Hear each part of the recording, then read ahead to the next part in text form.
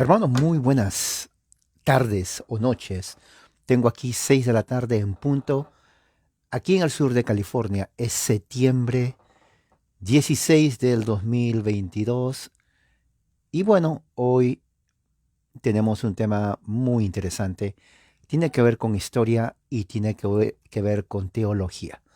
Tema muy bueno desde el punto de vista de la fe reformada. Tiene que ver con todo lo que, con todo lo que va y cómo se desarrolla. Si usted es evangélico, quédese para que sepa qué es la fe reformada, cuál es la diferencia, cómo se origina, cuáles son todas las dinámicas de la historia que ayudan a entender por qué existen tantas sectas, ¿no? Ya he hablado unos meses atrás acerca del origen estadounidense de las sectas pentecostales y evangélicas. Si usted pertenece a una de ellas, sepa que nace en los Estados Unidos de América. ¿Ok? Eso es muy importante que lo tenga en cuenta, porque usted tiene que saber su origen, ¿no? Es como que le preguntan a usted, ¿de dónde nació usted? Oh, yo nací, eh, digamos, a México. ¿Ok? ¿Usted dónde nació? El Salvador. ¿Usted nació en Chile, Bolivia, etcétera? Entonces uno sabe el origen de uno. Bueno, así es también el origen de las religiones, de las sectas que existen. ¿Usted de dónde es? Bueno, yo soy pentecostal. Oh, ok. ¿Cuándo nace? Oh, nació en los Estados Unidos, 1910, producto de divisiones. Eso es, prácticamente. Pero lo que vamos a hacer, vamos a hablar ahora, es acerca de la fecha de hoy. ¿Qué fecha es hoy? Hoy es septiembre 16.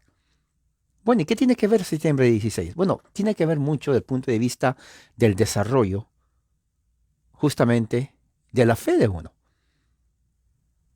Sí, especialmente en un tiempo donde la reforma estaba expandiéndose en Europa. Por ejemplo, ah, para ponerlo en contexto, para que se dé cuenta, hoy día es la celebración de la independencia de México, ¿correcto? Día de Independencia, según tengo aquí, 16 de septiembre, hoy día. Así que los hermanos mexicanos, al grito de guerra, hoy día Independencia de México, en el sentido que ¿independencia de qué? Bueno, prácticamente tu independencia ah, de España.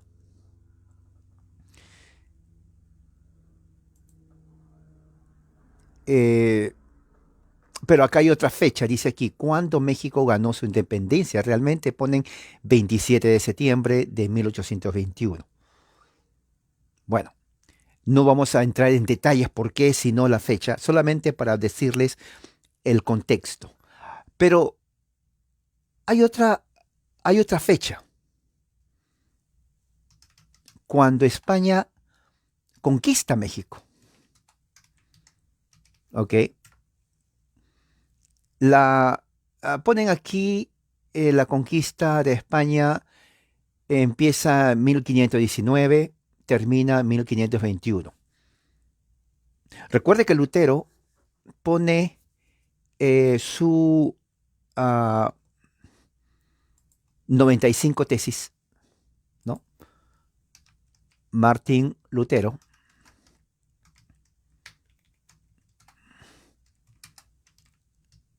en Alemania, muy famoso, en 1517. En 1519 vienen los españoles a México. Miren, 2 años después, mira, mexicano. A ver, amigo y hermano mexicano. En 1517, Lutero pone los 95 tesis. 2 años después vienen los españoles a México. Qué impresionante, ¿no? Qué emocionante. 2 años después viene la corona española a México. Es increíble esto. Y no queda ahí, sino que dice que 2 años después, 1521, dice aquí, termina la conquista de México. Dice aquí. Ahora, hay mucho que hablar, claro, esto es solamente para poner en contexto, pero se dan cuenta cómo en el siglo XVI Europa estaba en todo esto. Ahora, ¿por qué vienen a las Américas? Bueno, uno es por la Reforma, porque la Reforma había dividido la Iglesia Católica. siglo XVI. Antes no. Lutero empezó ahora. Lutero era una persona que no pensaba las consecuencias. Él simplemente era una persona visceral. ¿Sabe lo que es una persona visceral? Alguien que actúa por reacción. O sea, a él no le importa diciendo, oh, si actúo, esto va a tener como consecuencia, o si hago esto, va a pasar. No, no, no, no, a él no le importó. Él simplemente actuó y punto, se acabó. Que después suceda lo que suceda, no le importó a él. Y tiene que entender eso, ¿no? Hay muchas personas hoy en día, usted los conoce, ¿no? Algunas de ellas en donde reaccionan y no les importan las consecuencias. Uno dice, pero piensa antes de actuar. No, yo lo hago y se acabó. Bueno, Lutero era así. A él no le importó. Simplemente protestó. Y cuando él le excomulgó el rey del Sacro Imperio Romano, Carlos V, él, hablando de una forma coloquial, mandó al diablo a todo el mundo. Así era Lutero. No le importaba nada. Sea quien sea reformado, sea católico, sea rey, así era el temperamento de Lutero. ¿Ok? Era totalmente fuera de control el tipo. No, de veras. En sí, así era. Sí, sí, por eso que cuando le dieron la bula papal, ¿qué hizo? Lo quemó. Delante de todos lo quemó. No le importó. O sea, era difícil de tratarlo. Bueno, ese es otro punto. 1521, México. Entran los españoles. Mexicano, esa es la fecha, no se olvide. Latinoamérica, México, Centro y Sudamérica, la corona española, la religión católica romana. Esa es nuestra cultura. Yo nací ahí, en esa cultura, y en mi hogar también católico romano. ¿Ok? Me enseñaron todo eso ahí. Amar a Dios, los 10 mandamientos, respetar a los padres. O sea, mi crianza fue cristiana desde que nací. Eso es cierto. ¿Ok? En Europa la situación estaba muy diferente, especialmente en lo que tiene que ver con Inglaterra. ¿Ok? 1536, Juan Calvino entra a Ginebra para reformar la iglesia. Ya habían algunos grupos de reformados en Estrasburgo, en Bern, Suiza, y en otras partes también, en Basilea. Pero en Ginebra era diferente. Cuando entra Calvino, ve de que prácticamente no había cristianismo, o mejor dicho, el cristianismo reformado que él quería ver. ¿Ok? Entonces, él trata de hacer algo, trata de trabajar, pero lo expulsan porque lo que él demandaba, el concilio no lo aceptó. Luego regresa en 1538, más o menos, no, 1540-41, a Ginebra, y de ahí se queda hasta el día que muere, 1569, algo por ahí. Pero durante ese tiempo, Ginebra con experimenta lo que se llama la reforma calvinista. ¿Por qué calvinista? Porque Calvino es el protagonista. Pero no quedó solamente en Ginebra. Los pastores de Ginebra vinieron de todas partes de Europa. Francia, Suiza, Escocia, Irlanda, Inglaterra. Entonces, ¿qué tiene que ver eso? Porque todas estas personas que vinieron de esos lugares de Europa regresaron a sus países y llevaron la doctrina de Calvino según sus instituciones de la religión cristiana. Sí, Calvino viene a ser el padre de la Reforma, prácticamente. Es así. Tengo aquí las instituciones de Juan Calvino. Aquí él expone todo lo que tiene que ver con la doctrina de la iglesia, con todo. O sea, este libro, el contenido que escribió él, viene a ser la base de la teología de los presbiterianos cuando John Knox va a Escocia y funda la iglesia presbiteriana por primera vez en 1560, porque antes no había. Luego de ahí entran también los hugonotes en Francia, pero fueron totalmente masacrados por la corona católica. Pero también fueron a Inglaterra. Inglaterra, la reforma fue un poco diferente. También hubo persecución, especialmente durante los gobiernos de James I el rey James I, el que hizo la Biblia en inglés, King James, o la Biblia del rey James. Y también por la que le sucedió María Tudor o María la Sangrienta. Terrible, terrible. Pero, ¿cómo respondió o cómo respondieron en Inglaterra, que es nuestro punto? Voy a leer lo que salió hoy, un artículo referente al día de hoy, septiembre 16, 1620.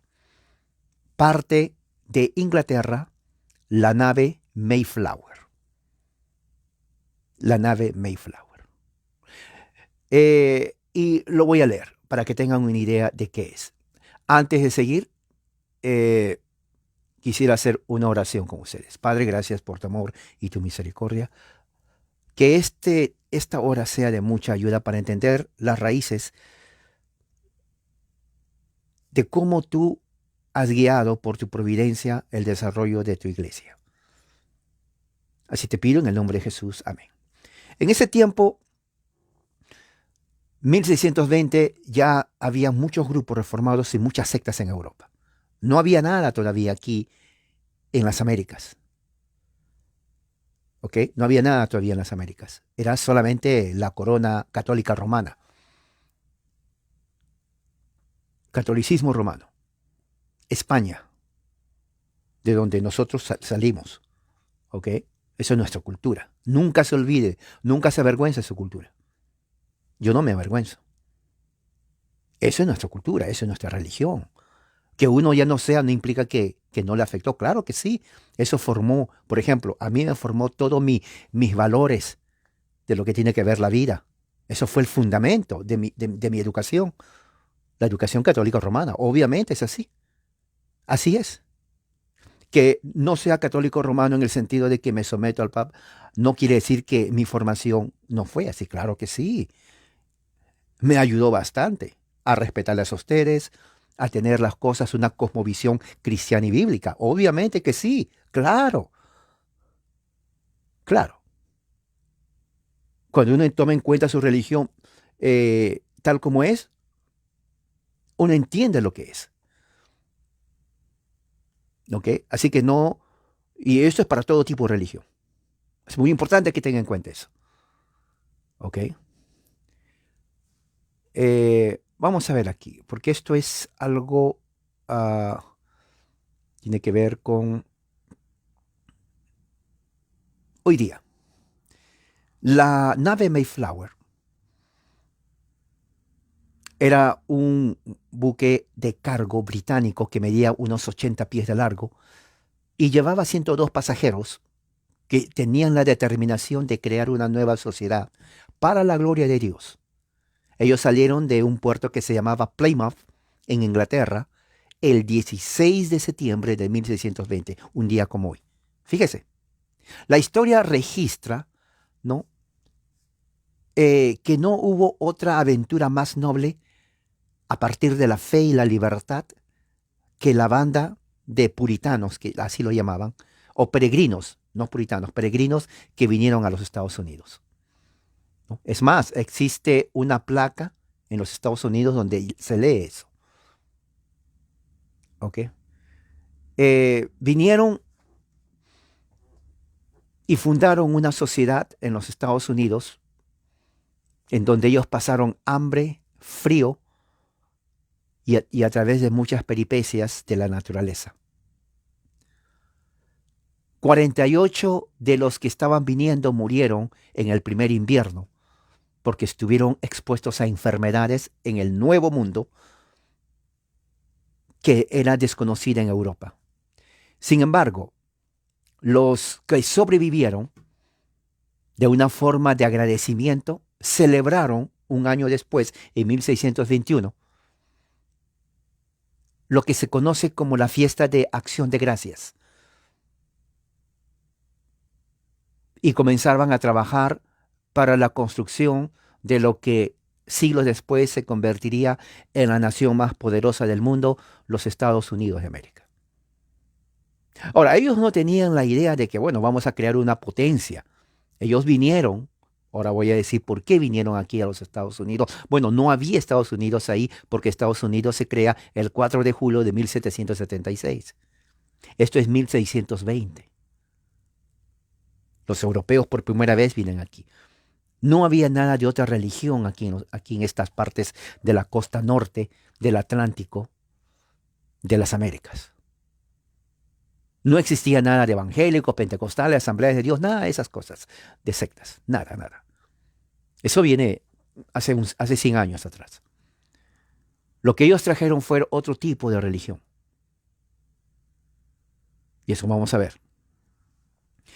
Por 65 días estuvieron en el buque de Mayflower, ¿no? Que salió de Inglaterra hasta llegar aquí a las costas del Atlántico. Llegaron a la parte que se llama Massachusetts, ¿no? Los peregrinos que se llamaban así, lo llamaron así peregrinos, ellos no se llamaban peregrinos, su nombre eran separatistas ingleses porque se habían separado de la corona inglesa. Entonces se llamaban los separatistas.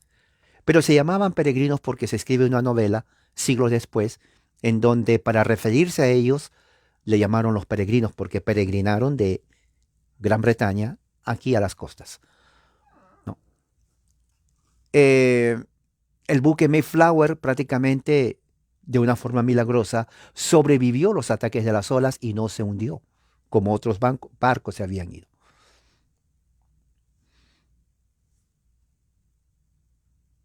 Hay un monumento realmente en Massachusetts, en donde dice aquí, el monumento marca el primer lugar el primer lugar o cementerio de los pasajeros en Plymouth, del buque de Mayflower. Y ahí dice todo, palabras muy bonitas como algo histórico de lo que sucedió esta fecha en 1620. De los 102 pasajeros que trajo el barco, solamente 41 eran separatistas religiosos. ¿Ok? Separatistas religiosos. Y ellos estaban huyendo de la persecución que la Iglesia de Inglaterra estaba con ellos. Luego voy a explicar a qué se refiere.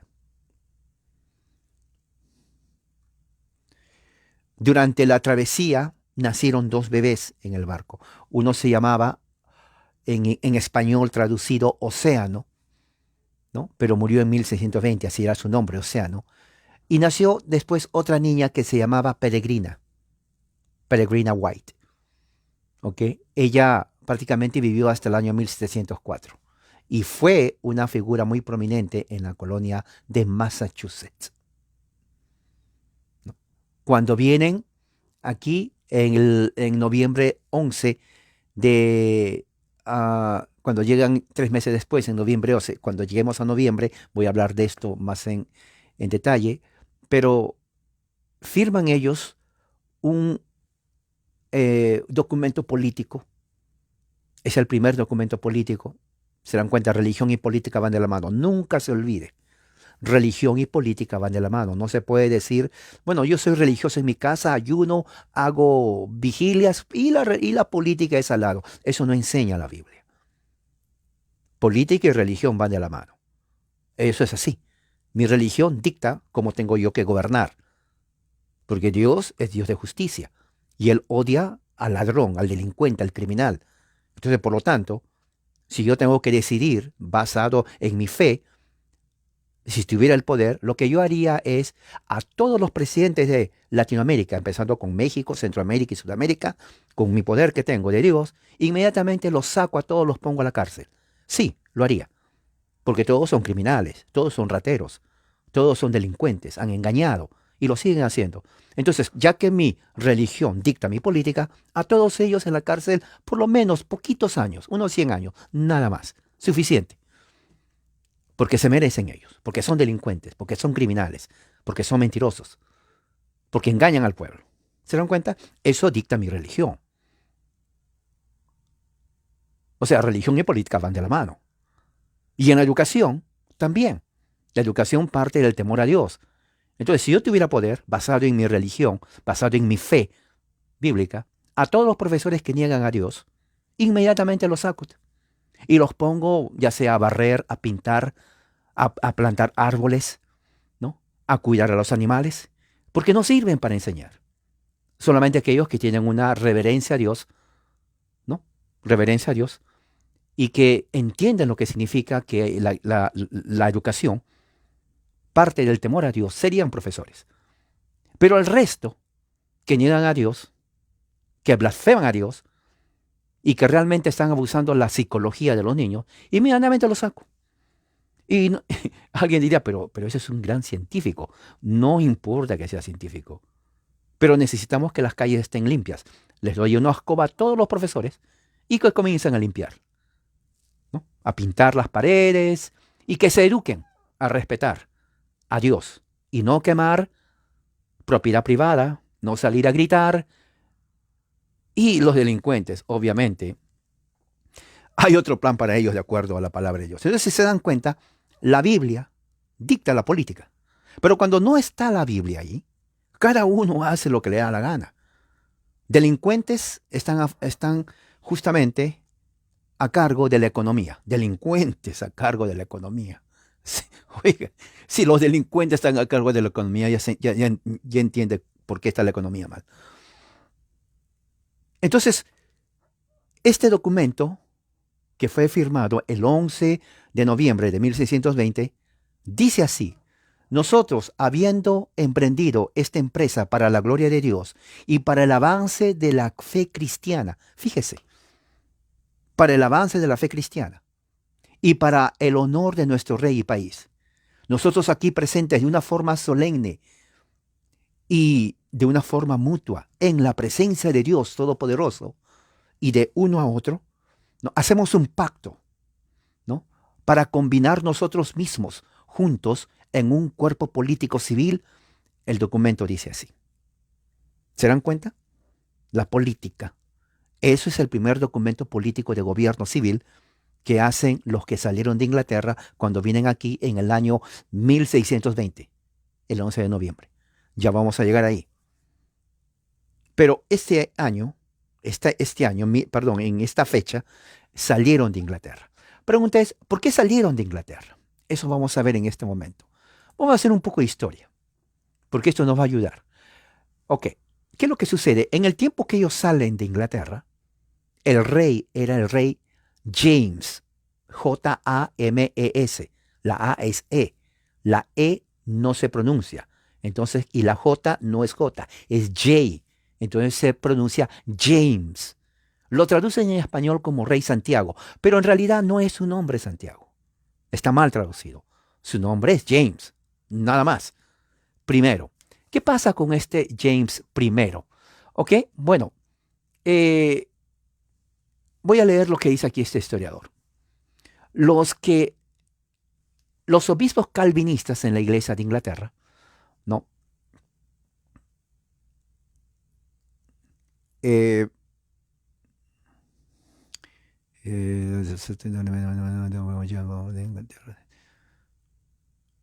Conocían al rey James y ellos esperaban que el rey estuviera con los protestantes, con los puritanos, con todos ellos. ¿Ok? Entonces dice que en 1603, ¿no? Ellos no podían esperar hasta su coronación para presentar los puritanos propuestas para reformar la iglesia anglicana. ¿Ok? Mientras estaban viajando de Escocia a Londres, los líderes puritanos tuvieron una reunión con el rey James y presentaron la petición de la purificación de la iglesia anglicana de elementos que ellos consideraron papistas. Entraron con el rey. ¿Se dan cuenta? Religión y política van de la mano. El rey les dijo, bueno, vengan, yo los escucho. Y le dijeron, mira rey, quiero por favor, tenemos aquí propuestas, tienes que limpiar la iglesia. Porque hay mucho elemento papista entre ustedes. Nosotros, nada que ver con el papa.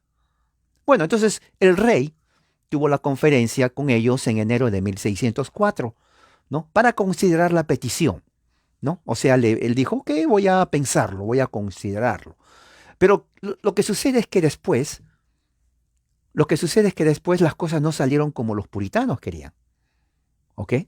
Y no solamente eh, los puritanos no fueron invitados o no estuvieron en la lista de invitados cuando comenzaron a hacer una conferencia, cuando el rey hizo una conferencia, pero no, el rey James no aceptó ninguna de las peticiones que los puritanos le habían pedido para reformar la iglesia. O sea, los rechazó. Fíjense, los rechazó el rey. Ahora, ¿qué es lo que sucede? Ahora, al rechazar, no solamente los rechazó, sino también que los amenazó que si ellos no se conformaran a la nueva política religiosa, ellos serían expulsados de Inglaterra. Ahora, miren cómo va la cosa. Entra el rey, los puritanos dicen, bueno, este rey es protestante, claro, no era católico. Vamos a tener una reunión con él. Muy bien, vamos a mandar nuestras peticiones para purificar la iglesia, porque querían hacer lo mismo que hizo Calvino. Recuerde, estos son los hijos teológicos de Calvino. Calvino murió 1567 por ahí. Ellos, este es el año 1603, o sea, 67, 77, 87, 97. Había pasado más o menos cerca de 40 años de la muerte de Calvino. Estos obispos y predicadores teólogos ingleses eran calvinistas, habían absorbido toda la teología calvinista. Ellos querían hacer lo mismo que hizo Calvino en Ginebra, querían hacer lo mismo en Inglaterra. Además, ya había el presbiterianismo, estaba en Escocia, por John Knox, 1560. Entonces ellos también querían hacer, bueno, ahora también queremos que el gobierno de la iglesia no sea episcopal, sino sea presbiteriano. Así que para llegar a todo eso, bueno, hay que limpiar la iglesia, porque la iglesia anglicana, mire, rey, está llena de cosas del Papa. ¿Qué es eso? O sea, el Papa no es cabeza de la iglesia. Hay que limpiar esto. Entonces el rey dijo que mándeme sus proposiciones. Voy haciendo nuestras propuestas. Muy bien. Pero llegado el día de la reunión, número uno, no les invita a los protestantes. ¡Wow! ¿Me entiende? Imagínese usted que le diga a usted el juez, mira, yo le voy a invitar para hablar sus cosas y llega el día de la reunión, usted no está en la lista de invitados. ¿Cómo se va a sentir? Terrible. No solamente eso. El rey no consideró ninguna de las propuestas de los puritanos. Peor todavía. Usted se va a sentir, bueno, no me invitó, no consideró lo que le puse. Y tercero, le amenaza a usted de que si no se conforma, lo expulsa del reino. Eso está peor. Y eso pasó, eso hizo el rey con los puritanos. ¿Ok?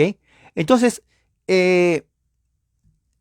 ahí se pudo ver que el rey James no le gustaba los puritanos teólogos o los teólogos puritanos. Rechazaba la doctrina, la teología, porque lo veía muy estricto.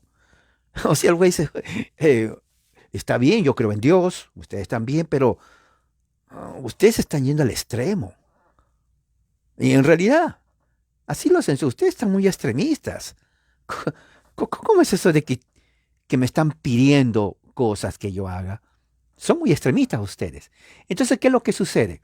Bueno, había un grupo dentro de la iglesia de Inglaterra que era más radical que los puritanos. Porque los puritanos, si bien es cierto, también querían eso, ellos eran más moderados. ¿Moderados en qué sentido? No es que estaban de acuerdo, sino que ellos decían, vamos a cambiarlo, pero de adentro. ¿Me entiende? O sea, vamos a seguir aquí, pero los cambios los vamos a hacer nosotros. Pero había otro grupo. Decían, no, no, no, no, no. El cambio no va a suceder de adentro. Nosotros tenemos que separarnos de ellos. ¿Se dan cuenta? Y no solamente eso, decían ellos. Nosotros no necesitamos la autorización del rey para adorar a Dios como queremos. Así que ustedes se quedan aquí adentro, pero nosotros no salimos. Ese grupo radical que se separa es donde se llama los separatistas. ¿Se dan cuenta? Por eso se llaman separatistas, porque se separan, a diferencia de los puritanos que se quedaron adentro. Ellos dijeron, no, no, no, no creemos de que hay que quedar, no, no, no, está tan corrupto el sistema anglicano que si nos quedamos va a haber muchos problemas. Así que mejor nos separamos. Entonces, eso les disgustó mucho al rey James. Porque al menos los otros, bueno, están adentro, pero los otros radicales no tenían nada que ver, no lo respetaron, no lo reconocieron. ¿Se dan cuenta? Entonces, ¿qué es lo que sucede?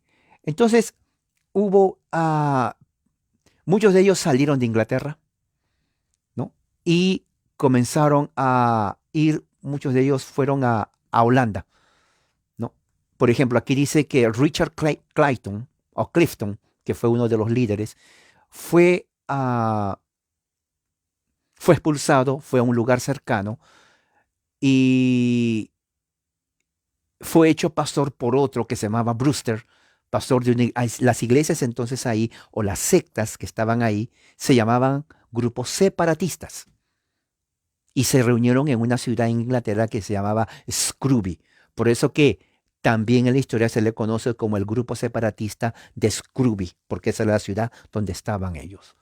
Ok, entonces la actividad separatista ya estaba declarada ilegal. O sea, el rey James declaró que los separatistas son grupos ilegales, no tienen la autorización para tener sus reuniones cristianas. Así.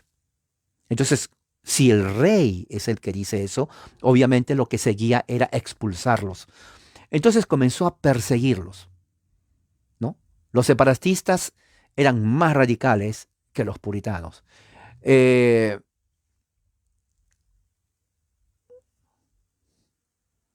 Ya había para ese tiempo, dice aquí, para 1608, había como 100 congregaciones, grupitos de separatistas en Inglaterra. Mire, 100 es bastante. Se habían multiplicado. Cada uno de esos grupos era declarado ilegal, eran perseguidos justamente por el rey James, es 1608. Entonces ellos fueron a Ámsterdam, Holanda. Pero no les gustó allí porque los holandeses vivían una vida disoluta, eran más liberales. Estamos hablando de 1608. Eran liberales. Entonces dijeron, uno, tenemos problema con el idioma. Nosotros no hablamos holandés, hablamos inglés. Número dos, la cultura. Aquí son muy liberales. Y es mal ejemplo a nuestros hijos. Así pensaron. Así que nos vamos a retornar. Y retornaron, vinieron. Entonces, ¿qué es lo que sucedió? Entonces, cuando estuvieron allí, ¿no? Cuando regresaron, eh, decidieron entonces salir definitivamente ya de Europa, no solamente de Inglaterra, pero de Europa. Ya les habían dicho que en la parte del Atlántico de los Estados Unidos se podía vivir bien. No había corona británica, unos llegaban aquí, ya habían venido antes de ellos para 1610, ya habían venido colonos anglicanos inclusive a esta parte, y decían, pero allá, oye, allí la tierra es virgen, virgen, allí no hay rey. No, no, no, no. Vamos y ahí podemos florecer y vivir como queríamos. Y en realidad sí, era virgen. Claro, ellos no tomaron en cuenta que habían tribus indígenas en esa parte. Ellos simplemente vinieron porque, bueno, pues no hay rey. Aquí nos persiguen, aquí no nos quieren, allá no nos van a perseguir.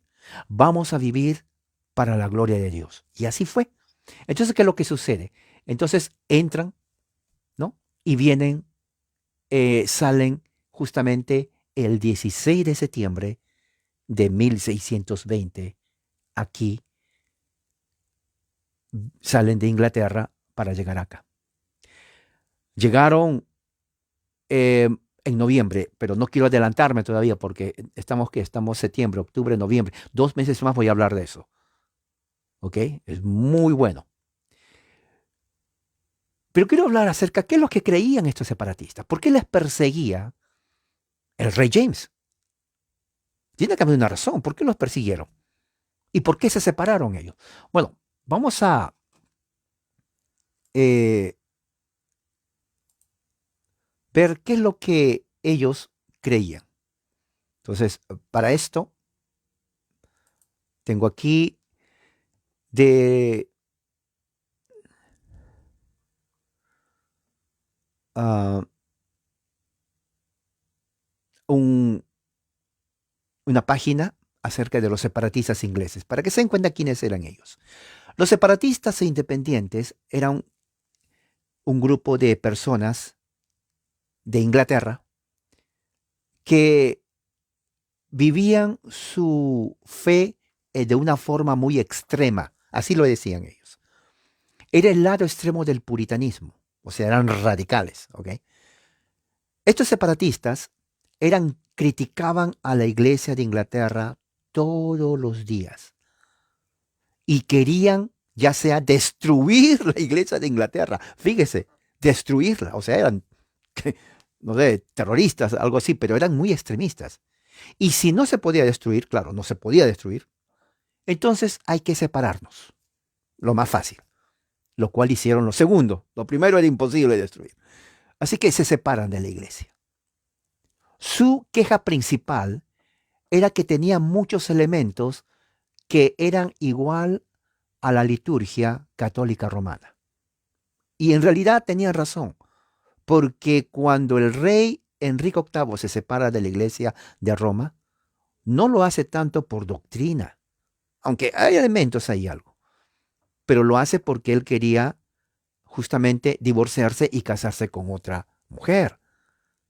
Entonces, el rey de Inglaterra dijo, bueno, hay una forma fácil de hacer esto, porque no quería el catolicismo hacer eso. Yo soy el rey, si me separo del catolicismo, no reconozco la autoridad del Papa, y yo como rey soy rey no solamente de mi reino, pero también soy rey de mi iglesia. Y como rey de mi iglesia, yo no tengo que pedir permiso a nadie. ¿Se dan cuenta? Y eso es hasta ahora. ¿Ok? Eso es hasta ahora. El monarca inglés, Charles III, que es ahorita, después que murió la reina Elizabeth II, ustedes escucharon su discurso, yo lo escuché. Por eso es bueno escuchar para saber de qué se está hablando a uno. Él es el soberano de la iglesia de Inglaterra, como rey. Viene de aquí. Entonces, ¿qué es lo que sucede? Él en realidad no lo hizo porque estaba en contra de la Iglesia Católica Romana, porque hay muchas cosas similares, igualito, casi similar, casi muchas cosas.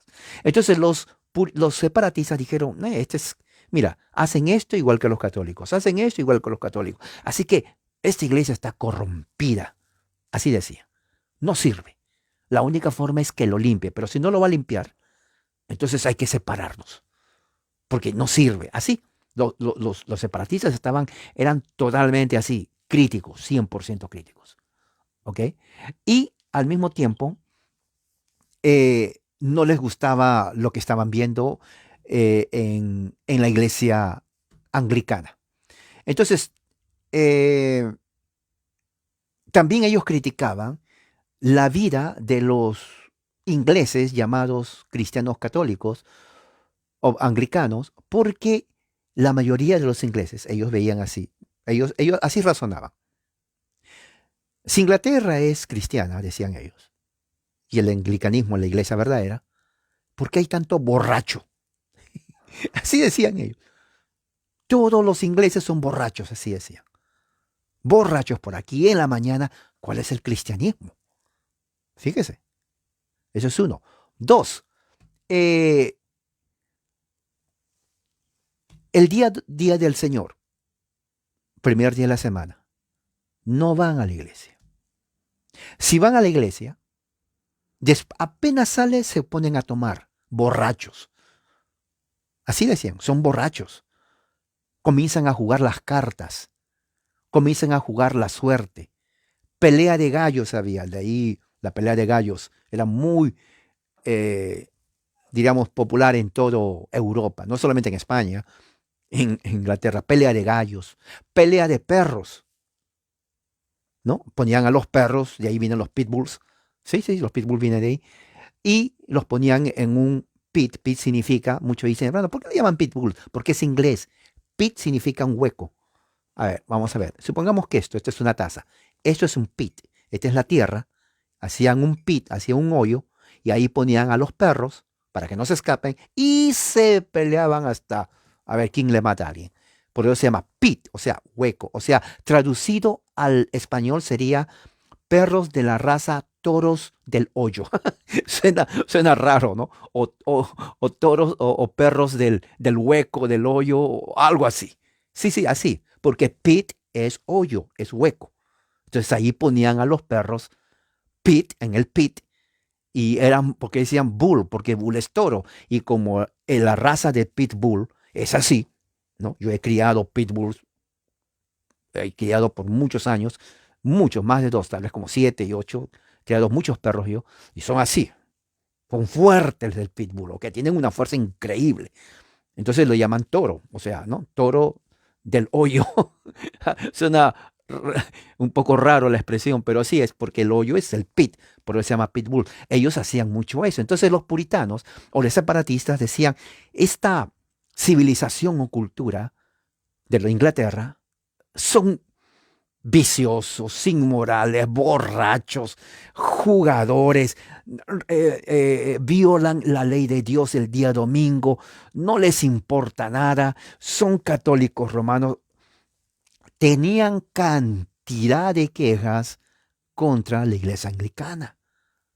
Y decían, esto no es cristianismo. ¿Qué cristianismo va a ser? Mira, mira, mira, así decían. Ese, mira, fue en la mañana y ya está borracho. El otro, mira, está ahí, está jugando, haciendo, peleando con los perros, poniendo ahí a los gallos a pelear. De ahí sale todo eso, de ahí vienen y traen aquí, ¿no? Porque hasta donde sé, los indígenas o nativos de Sudamérica, no había eso. Si usted ve que hay gente que hace pelea de gallos, no lo inventaron ellos, lo trajeron de Europa. ¿Ok? Corrida de toros, lo trajeron de Europa. A los pobres toros, una vez yo me enojé. Cuando fui a Lima y vi unas personas que hacían cosas con los animales, yo me enojé bastante. Pero después se les cuento, no quiero salirme, no quiero tampoco enojarme en lo que vi. Pero en fin, eso fue lo que ellos veían y se quejaban. Entonces, ¿qué es lo que pasaba? Se separaron, entonces ellos fueron declarados ilegales por el rey, ¿no? Y entonces fueron siendo perseguidos, ¿no? Muchos lo llamaban a ellos extranjeros o extraños. Miren, los mismos ingleses llamaban a los mismos separatistas, que eran ingleses, extraños. Es como que usted nació, ¿qué? Supongamos nació Argentina o Chile. Y sus mismos compatriotas le dicen, mira, ese es un extraño. ¿Por qué? Por su forma de religión. Claro, hay gente que son extrañas, pero en este caso era una forma despectiva, porque no les gustaba que los separatistas criticaban de todo. Tú no eres cristiano. Y en realidad tenían razón, porque no daban ejemplo de cristiano. Pero a la gente no le gustaba eso. Al rey odiaba a los separatistas, los odiaba a muerte. ¿Ok? Los odiaba a muerte a los separatistas. Entonces, ¿qué es lo que sucede? Bueno, entonces ya ellos que ya tenían miedo porque estaban perdiendo el control, ya eran perseguidos, decidieron, bueno, tenemos que salir de aquí. Agarraron a sus esposas, agarraron a sus hijos y dijeron, tenemos que salir. ¿Qué día salimos? Septiembre 16, 1620. ¿A dónde vamos? Vamos aquí a la costa, aquí un lugar que se llama en América, el norte. Pero ahí no hay nadie. Pero empezamos de cero. Y sí, allí fue que llegaron. Ahora, eh, otra cosa muy importante. A ver, ¿dónde está? El que la primera congregación separatista, escuche bien, la primera congregación separatista fue fundada en Inglaterra en 1581. O sea, Calvino murió en 1567 por ahí. O sea, 20 años después, las enseñanzas de Calvino, que ya habían viajado, comenzaron a tener fruto. Estos son los hijos de Juan Calvino, ¿ok? O sea, Juan Calvino no tuvo, sí tuvo hijos, me parece, pero estos hijos son espirituales, mucho más.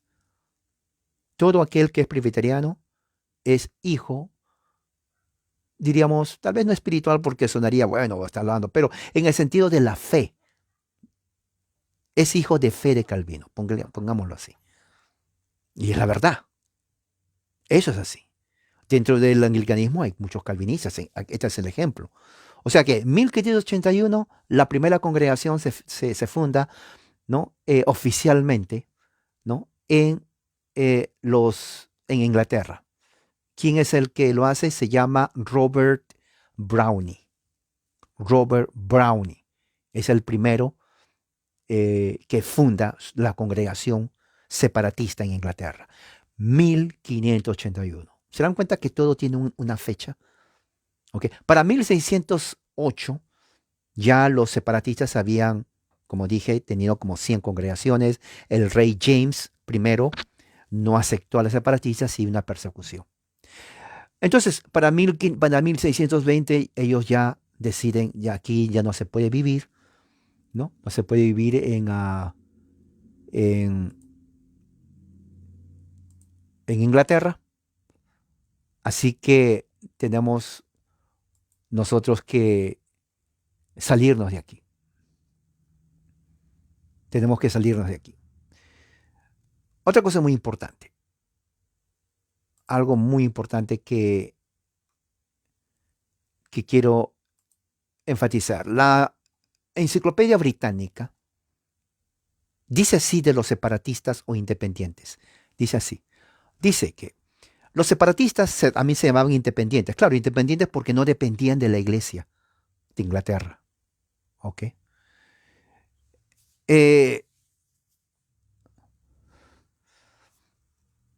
La creencia fundamental de los separatistas era la idea de la iglesia del remanente. O sea, ellos se consideraban la iglesia del remanente. O sea, ¿qué significaba iglesia remanente? Bueno, significaba justamente que estaban, que eran los únicos escogidos de Dios, de la iglesia de Dios. ¿Ok? Eran los escogidos. Y al mismo tiempo, la autoridad de ellos pensaban, nuestra autoridad no depende del gobierno civil. ¿Se acuerda que Calvino enseñaba eso? Tenía que tener la aprobación del gobierno civil. No depende de un rey y menos depende de un obispo o de un papa. ¿Se dan cuenta? Nuestra autoridad es por el Espíritu Santo. Mire, ¿no? Y nosotros somos los verdaderos cristianos que buscamos otros cristianos para formar nuestra iglesia. Cada uno es responsable de su propia congregación y determinamos nuestros propios asuntos o negocios. ¿Ok? Ahora, ¿por qué es importante esto? Y creían mucho en la predestinación y al mismo tiempo solamente 2 sacramentos, el bautismo, incluyendo el bautismo de infantes, y la cena. Ahora, ¿por qué es importante esto? Porque aquí hay ideas que se mezclan, que dan lugar después, fíjese bien, a lo que hace que sea los Estados Unidos una nación en donde la gente tiene la libertad de adorar según los dictados de su conciencia y no depender de una autoridad máxima eclesiástica como un obispo, menos como un papa. Fíjese. Ahora, a diferencia de los puritanos que vienen después,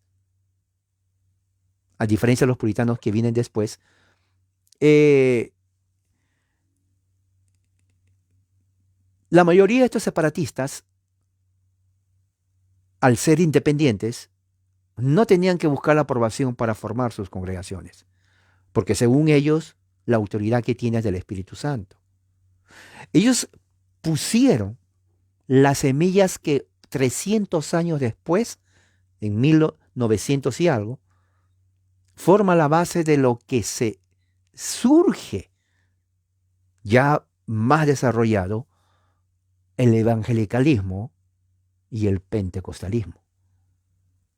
Claro, recuerde, este movimiento no tenía en mente eso. Estos movimientos nunca pensaron, esto va a causar en el futuro, no. Pero pusieron las bases. No solamente pusieron las bases para eso, pusieron las bases también para la propiedad privada y el libre mercado en los Estados Unidos. ¿Por qué? Porque al decir que no necesitamos la aprobación de un de un papa o de un obispo y que cada uno es responsable de su trabajo.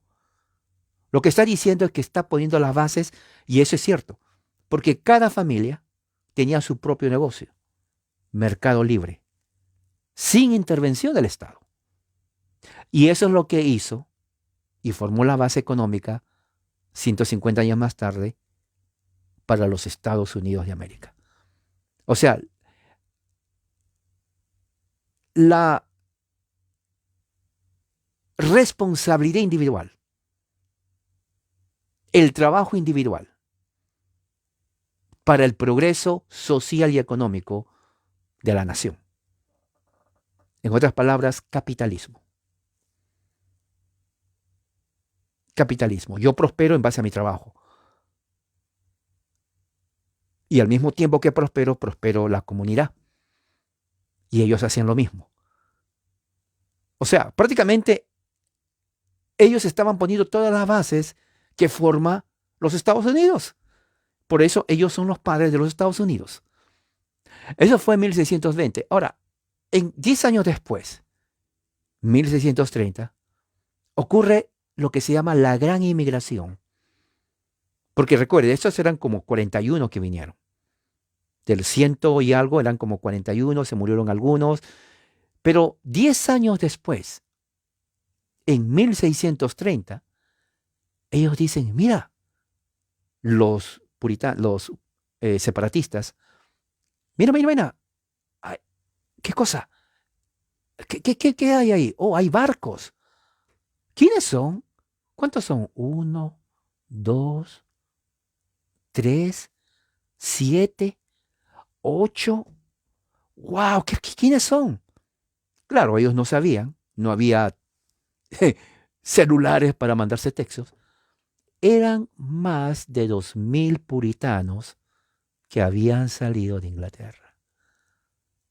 A diferencia de los peregrinos o separatistas, los puritanos eran personas, eran teólogos de universidad, eran maestros, eran jueces, eran doctores, era gente de la más alta sociedad de Inglaterra.